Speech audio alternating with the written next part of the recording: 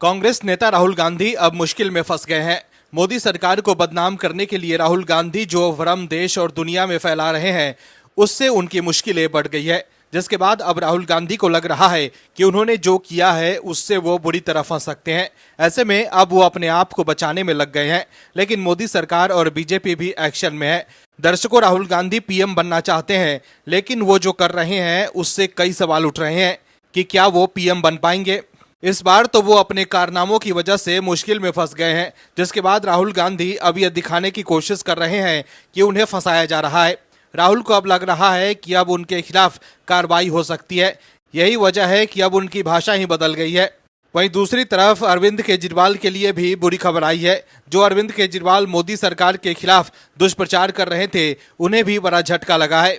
इस खबर में आगे आपको बताएंगे सब कुछ डिटेल में कि कैसे राहुल गांधी की बढ़ गई है टेंशन और कैसे अरविंद केजरीवाल हो गए एक्सपोज। तो बने रहिए वीडियो में अंत तक और देखिए हमारी ये खास रिपोर्ट।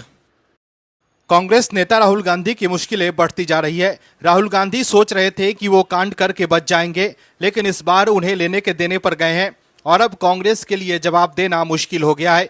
दोस्तों, समझने की जरूरत है कि राहुल गांधी कहीं सलाखों के पीछे न पहुंच जाए। हो सकता है कि फिर से उनकी सदस्यता न चली जाए। दोस्तों, कई बार ऐसा लगता है कि राहुल गांधी को रखा ही इसलिए गया है कि वो कांग्रेस के वकीलों को बिजी रख सके। दोस्तों, समझने की जरूरत है कि राहुल गांधी को लगता है कि वो कहीं से भी कुछ भी उल जलूल बोल कर निकल जाएंगे। वो एक राष्ट्रीय पार्टी को कंपनी की तरह चलाने को ही पूरी दुनिया मान रहे हैं।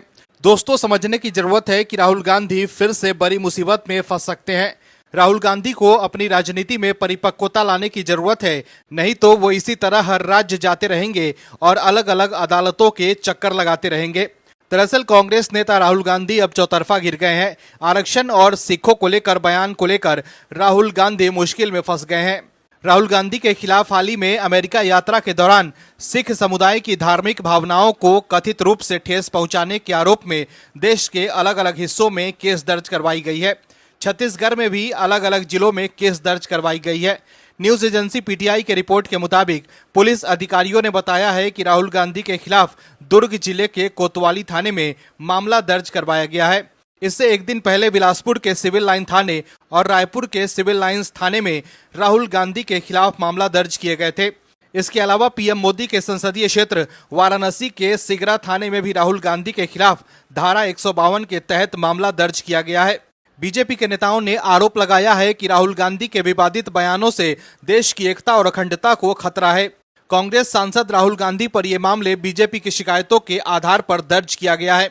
पुलिस अधिकारियों ने बताया है कि राहुल गांधी के खिलाफ भारतीय न्याय संहिता की धारा 299 और 302 जानबूझकर किसी की धार्मिक भावनाओं को ठेस पहुंचाने के तहत एफआईआर दर्ज किए गए हैं। वहीं राहुल गांधी के खिलाफ बीजेपी नेताओं द्वारा कर्नाटक के बेंगलुरु में भी शिकायत दर्ज करवाई गई है। रिपोर्ट्स के मुताबिक बीजेपी के नेताओं ने राहुल गांधी पर संविधान विरोधी मानसिकता का आरोप लगाया है। यह मामला उनके हालिया अमेरिका दौरे के दौरान दिए गए आरक्षण संबंधित बयान से जुड़ा है, जिसमें उन्होंने कहा था कि कांग्रेस पार्टी समानता स्थापित होने के बाद आरक्षण व्यवस्था को खत्म करने पर विचार करेगी। इस बयान के बाद बीजेपी नेताओं ने उनके खिलाफ कार्रवाई की मांग की है। बीजेपी नेताओं ने राहुल गांधी के खिलाफ संविधान विरोधी मानसिकता का आरोप लगाया है। वहीं बीजेपी आईटी सेल के प्रमुख अमित मालविया ने भी राहुल गांधी के खिलाफ शिकायत दर्ज कराने की जानकारी दी है। उनका आरोप है कि राहुल गांधी ने अपनी अमेरिका यात्रा के दौरान सिख समुदाय के खिलाफ घृणित टिप्पणी की, जिससे समाज में वैमनस्य बढ़ सकता है। इसके साथ ही राहुल गांधी की हम आरक्षण हटा देंगे वाली टिप्पणी को लेकर भी बीजेपी ने हमला बोला है। वहीं बीजेपी के बुलंदशहर सांसद और अनुसूचित मोर्चा के राष्ट्रीय महामंत्री भोला सिंह ने कांग्रेस पर दलित समाज के अपमान का आरोप लगाया है।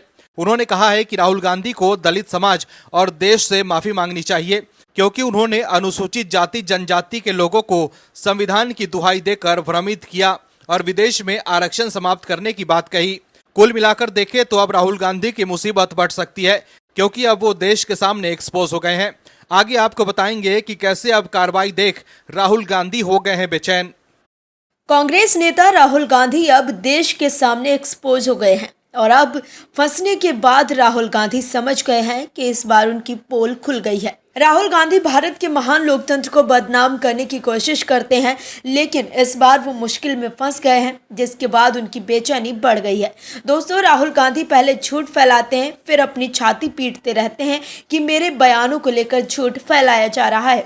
दर्शकों, राहुल गांधी लगातार अपरिपक्व राजनीति करते रहते हैं। राहुल गांधी सस्ती लोकप्रियता के चक्कर में पहले भ्रामक झूठ फैलाते हैं और फिर फंसते हैं तो कहते हैं कि जी मेरे बयानों को उलट पुलट करके चलाते हैं। राहुल गांधी पहले तो विवादित बयान देते हैं, जैसा कि उन्होंने सिखों को लेकर दिया है, जिसके बाद आम सिख तो नाराज हो गए हैं। लेकिन राहुल गांधी के बयानों से सिखों के नाम पर आतंक फैलाने वाले पन्नू सरीखे लोग बहुत खुश हो गए हैं। दरअसल हाल ही में अमेरिका दौरे पर गए कांग्रेस नेता राहुल गांधी सिखों पर दिए गए अपने बयान के कारण बीजेपी के निशाने पर हैं।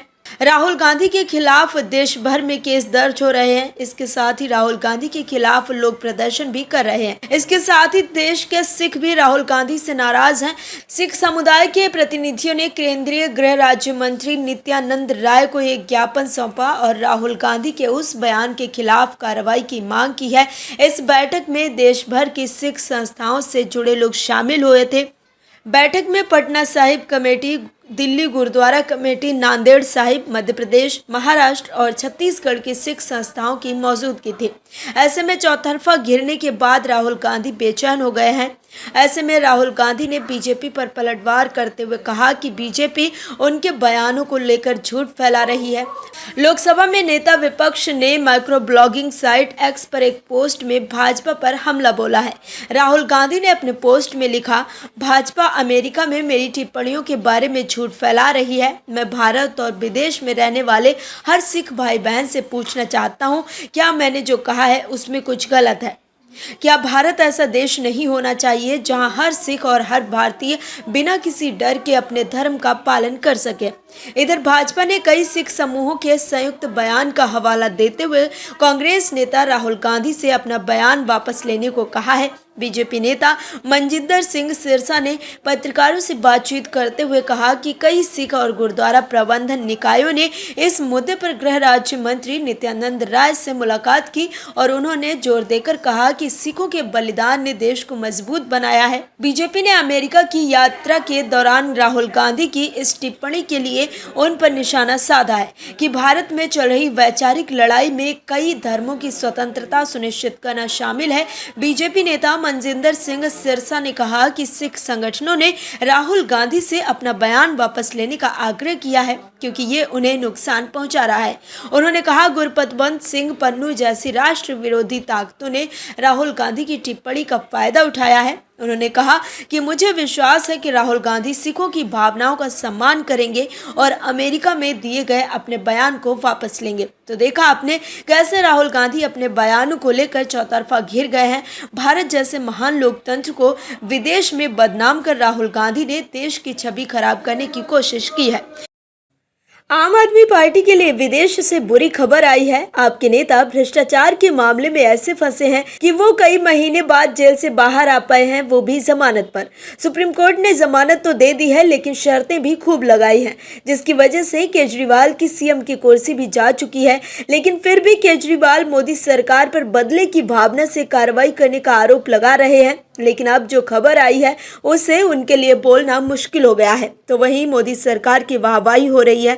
दर्शकों, भारत की केंद्रीय जांच एजेंसियां पीएम मोदी के नेतृत्व में लगातार बेहतर काम कर रही है। जिस तरह से पीएम मोदी ने देश की इन एजेंसियों को भ्रष्टाचार के खिलाफ जंग लड़ने की आज़ादी दी है, उसको देखकर तो ऐसा ही लग रहा है कि पीएम मोदी के उस कथन को भारत की भ्रष्टाचार निरोधी एजेंसी चरितार्थ कर देगी, जिसमें पीएम कहते हैं कि न खाऊंगा न खाने दूंगा। पीएम मोदी का एक ही संकल्प है कि भ्रष्टाचार के खिलाफ जीरो टॉलरेंस होना चाहिए, जिन्हें ये एजेंसी भली भांति मान भी रही है। पीएम मोदी के नेतृत्व में जो नियम बने उसने देश के सभी नामी कथित भ्रष्टाचारियों के होश पाखता कर दिए हैं, जिसकी वजह से अरविंद केजरीवाल, मनीष सिसोदिया, कांग्रेस और पूरा विपक्ष ईडी और सीबीआई पर भड़की रहती है। लेकिन अब भारत की इन एजेंसी की अंतर्राष्ट्रीय स्तर पर तारीफ हो रही है। दरअसल वैश्विक आतंकवाद के खिलाफ बनी संस्था the financial action task force ने अपनी एक रिपोर्ट में भारत की जमकर तारीफ की है।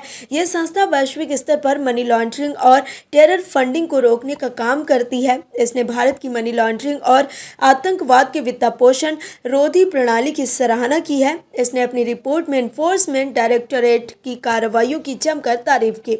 ईडी ने 2018 से अक्टूबर 2023 के बीच 16,537 करोड़ रुपए की संपत्ति जब्त की। एफएटीएफ की ये रिपोर्ट इसी अवधि की है। एफएटीएफ ने कहा कि देश की प्रणालियां प्रभावी हैं, हालांकि इन मामलों में अभियोजन को मजबूत करने के लिए कुछ बड़े सुधारों की आवश्यकता है। इस संस्था ने 368 पेज की ये रिपोर्ट जून में आयोजित पूर्ण बैठक में मूल्यांकन को अपनाए जाने के बाद जारी की है। एफएटीएफ का मुख्यालय फ्रांस की राजधानी पेरिस में है। भारत के बारे में मनी लॉन्ड्रिंग और आतंकवाद के वित्तपोषण से निपटने की व्यवस्था की पिछली समीक्षा 2010 में प्रकाशित हुई थी। इस रिपोर्ट को जारी करने से पहले पिछले वर्ष नवंबर में एफएटीएफ के विशेषज्ञों ने भारत का दौरा किया था। इसने देश को रेगुलर फॉलोअप श्रेणी में रखा है। ये वो श्रेणी है जो केवल 4 अन्य G20 देशों को प्राप्त है। गौरतलब है कि जिस ईडी की तारीफ एफएटीएफ कर रहा है उसी को विपक्ष पानी पी कर कोसता रहा है। आप नेता अरविंद केजरीवाल और मनीष सिसोदिया ईडी से जुड़े मामले में ही लंबे समय तक जेल में रहे। देश के कई अन्य नेता ईडी की कार्रवाई के शिकार हुए हैं। ऐसे में विपक्ष आरोप लगाता है कि ईडी केवल विपक्ष के नेताओं को ही निशाना बना रही है। भारत का अगला मूल्यांकन 2031 में होगा। रिपोर्ट में कहा गया है कि भारत ने धन शोधन निरोधक और आतंकवाद के वित्तपोषण निरोधक प्रणाली लागू की है जो कई मायनों में प्रभावी है। तो देखा आपने कैसे केंद्र सरकार की एजेंसियों की कार्रवाई की इंटरनेशनल वाहवाही हो रही है, लेकिन अरविंद केजरीवाल और विपक्ष के नेता जांच एजेंसियों पर सवाल उठाते रहते हैं, लेकिन अब उनके लिए कुछ भी कहना मुश्किल हो गया है। दोस्तों, महाराष्ट्र के महाविकास अघाड़ी में महाजूतम पैचार मची हुई है। वहां हर कोई इसीलिए नहीं लड़ रहा है कि सत्ता में आने के बाद महाराष्ट्र को और अधिक विकसित कैसे किया जाएगा, बल्कि लड़ाई तो वहां इस बात की हो रही है कि सत्ता मिलने के बाद सत्ता की मलाई कौन अधिक चापेगा। दर्शकों, महाविकास अघाड़ी का दर्द जिसने भी सुना उसने सीधा यही कहा कि इसी तरह राजनीतिक लोभ के चक्कर में रहोगे तो कभी भी तुम्हारा विकास नहीं होगा। दर्शकों, जैसे दूध के लिए बिल्लियां लड़ती हैं, कुछ उसी तरह से महाविकास में सत्ता की मलाई के लिए युद्ध हो रहा है। उद्धव ठाकरे के संजय राउत अब बेचैन हो गए हैं कि उनकी पार्टी का क्या होगा। संजय राउत को डर है कि कांग्रेस उनके साथ खेला न कर दे। जैसा कि आप जानते ही हैं कि महाराष्ट्र के विपक्षी गठबंधन महाविकास अघाड़ी में मुख्यमंत्री पद को लेकर खींचतान की अटकलों के बीच शिवसेना यूबीटी के नेता संजय राउत ने कहा है कि सहयोगी कांग्रेस को समझना चाहिए कि लोकसभा चुनाव में उसके संख्या बल में हुई वृद्धि में उनकी पार्टी का योगदान है।